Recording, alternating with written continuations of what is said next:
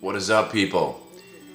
Age equals the inability to overcome hangovers.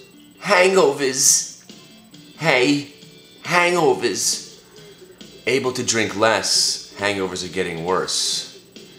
Not cool.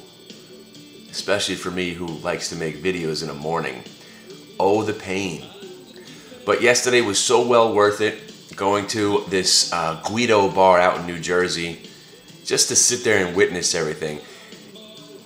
The comedy of it all lets you forget that you are 40 surrounded by something between, I don't know, I think they were letting 18-year-olds into this place. 18 to maybe 27 tops. And of course we had the one or two other 50-year-old guys who were there just rubbing their fingers together. Hey girls.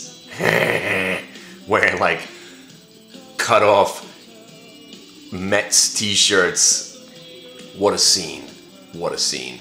I have actually some of it on film.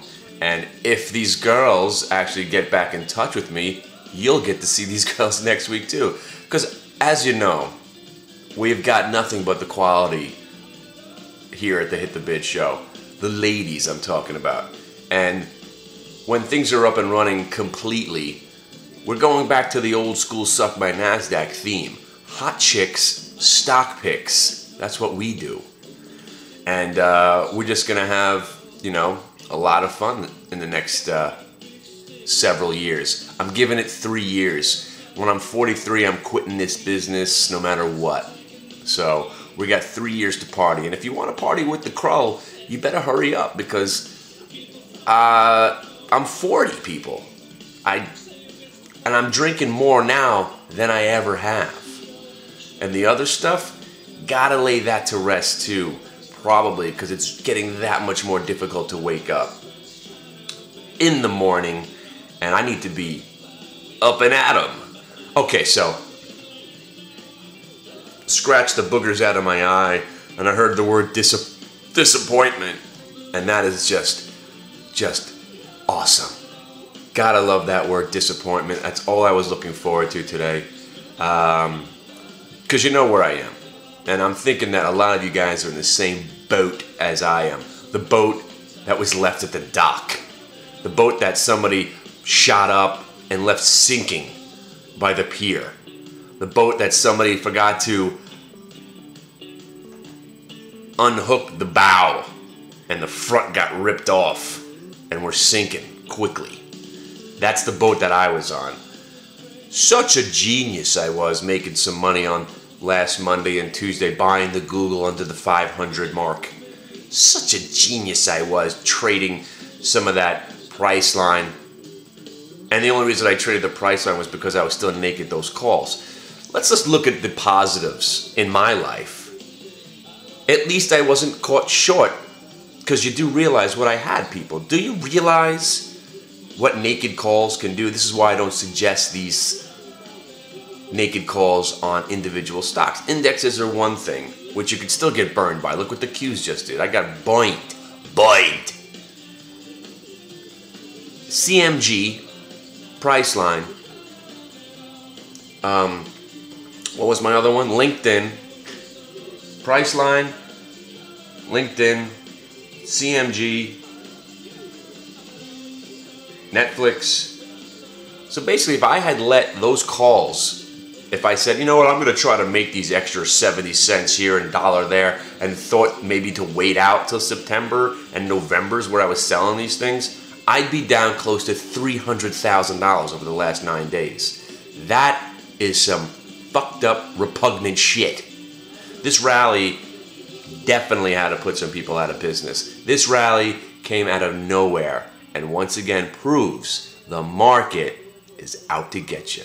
Don't ever forget that. And as your mental coach, I'm going to help you realize all these things. When you question yourself, why is this happening? How could this happen? Where? Why? Oh. I'll be there for you. Who's better than me? I've gone through every array of market, every emotion that you could have. You're too emotional for this business. You're too emotional.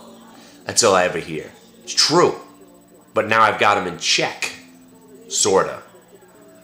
But now at least I can sit back and analyze the way I'm feeling and why I'm feeling this, and I can teach that to you. Because once you learn about your fundamentals, and once you learn about your technical analysis, and when you take one of our classes over at the Affinity School of Hard Knocks, and you graduate and you get your bachelor's degree, then you could step up to hitthebid.com where you get your master's and your PhD, and you learn the vernacular and the ins and outs and the reality of why things are happening. Why is this happening? Oh, geez, how does sentiment change on a dime? Why is the stock still going down? It's already down 20%. Why? All your questions will be answered. And if I can't answer them, we're surrounded now by the quality people that I've been looking for my entire life that were there all along. Hello. Hello. So, hitthebid.com is going to be your hub, so to speak. You can always trust a man with a mug like this. And I'm not talking about this mug. I'm talking about this mug. All right, get to it, people. I'm hoping that the Qs close at 58. That's 82 more cents from where we are now. Reason being, I really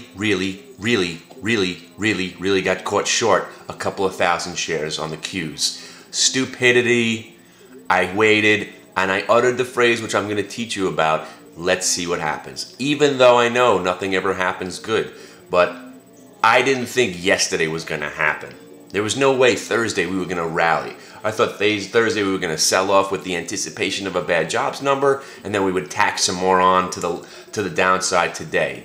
Didn't work out like that, so I was wrong. What are you going to do about it? So the reason we may go down right now is because you do realize we just made back an entire year's movement in 9 days, people. We went from the lows of the year to the highs of the year in 9 days, people.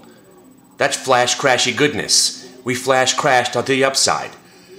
CNBC wasn't even done calling up all the people that they bring out for doom and gloom. They were scratching those people off the list. They already had to get the psychotic bull guys where everything is awesome. So now they're going to have to start, maybe they're going to get together with some of the doom and gloomers. I need the doom and gloomers. You realize how the media is manipulated, right? When the market's going up, all we hear about is where stocks are going. You do remember 12 days ago when all your analysts on the television, the ones, all of them, Apple's finished, broke down the 200-day moving average. They had a fundamental guy, they had a chartist, they had the sentiment guy, all in agreement. Apple might be in trouble here. Apple might be in trouble here at 320. 40 points later, is Apple still in trouble? Now, the only more psychotic thing that could happen to this market right now is if we actually start going down now every day again. If that happens, wow. That'll be another crop of people giving up on this.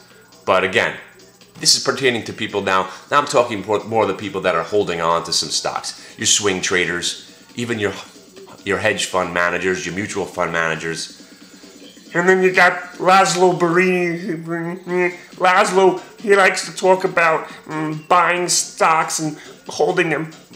Laszlo was also saying when the Dow was at 5,000 that we might be in the doldrums for 10 years. I'm Laszlo Barini. That's what I don't like. And also, I haven't watched Kramer, so I turned him on the other day just to see what he was saying about this monumental rally. Always talking about staying in the game. Always talking about being diversified. About 11 days ago, he was saying, wow, this is looking kind of scary. You might want to pull back, right? So what day of the rally did he say that, you never panic during a sell-off? When did he say that? I don't know. The bottom line is, cash is king. Stay in cash and be able to participate with no overnight repercussions. Because if you're coming in with a loss, you're already losing on so many levels, people. You understand, if you're coming in with a loss, your mind's not going to be right for the day. You might get into that depressed mode and not even do anything, and then that loss gets worse. Or you'll overtrade trying to make that money back. And as every gambler knows, if you're on a mission to make that money back, that's like betting on Monday Night Football. Why do you think Monday Night Football is the most heavily betted game in the planet? In the planet, on the planet, in the world? It's the most heavily betted on game because everyone's trying to make their money back. Last chance to make your money back. You're taking the over/under, you're taking the teasers, you're doing everything you can on that Monday night game just to try to make some of that money back that you lost. And what happens? You lose more. But speaking of sports gambling, your man here is the king. The king. All I do is I know when the Yankees are gonna lose. That's all I do. And wait till that's gonna be a secret. I will never tell you here on these videos whether or not I'm betting on the Yankees or not, okay? You have to come to the website. You got to come to the Secret Double Probation website and ask me specifically, because I won't give out sports gambling tips unless you specifically asked for them. The reason the Yankees are a great bet, basically, was just like the market, when the sentiment changes. When the Mets came back and beat Mariano Rivera that morning, ooh, you knew, or I knew, this is what happens. You get a disappointing loss. We're all human. The next day, you're still thinking about it no matter what you say. Oh, they're professionals. They let that stuff go. No. That's when the Yankees go on a losing streak, a 4 out of 7 losing streak, which is huge for the Yankees. And that's why you bet every game for the next 6 or 7 games against them. And here we are already. We're 4 out of 5, or 3 out of 4, whatever it was. They lost to Cleveland, then they won, then they lost, and they lost it. So we're 3 out of 4 right now. You can't beat that. 75% in gambling, fantastic. All right, kids. And then wait till football starts. Whoa. All right, be good.